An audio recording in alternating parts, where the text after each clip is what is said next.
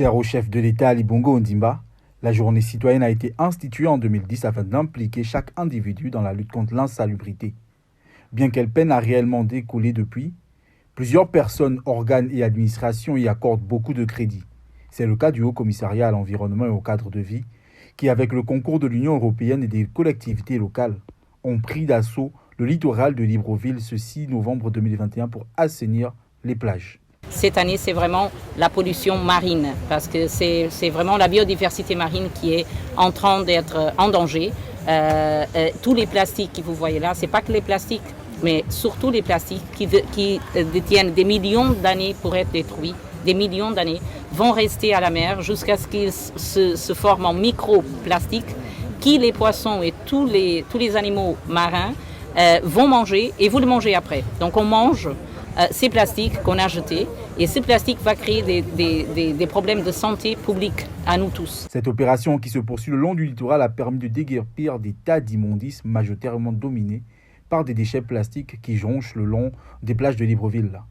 Cette plage de Michel Marine qui va donc de Michel Marine jusqu'à l'ancien hôtel Rapochambo, c'était une décharge à ciel ouvert. Plus personne ne venait ici. Pardonnez-moi d'être direct, mais nous avions honte, d'accord ?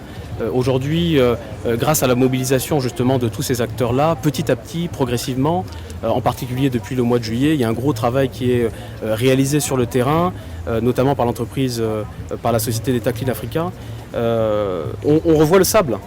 Je pense que ce sont des signaux positifs qui doivent nous encourager à faire encore plus pour éviter de jeter nos déchets dans les caniveaux, pour adopter les bons gestes et puis pour éviter justement de dégrader la situation et au contraire de l'améliorer.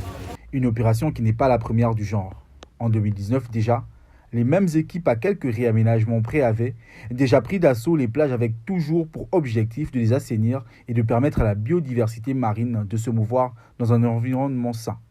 Si en 2020, en raison de la pandémie, l'initiative avait été mise en berne cette année, elle reprend de la plus belle des manières au moment où se déroule à Glasgow en Écosse la COP26.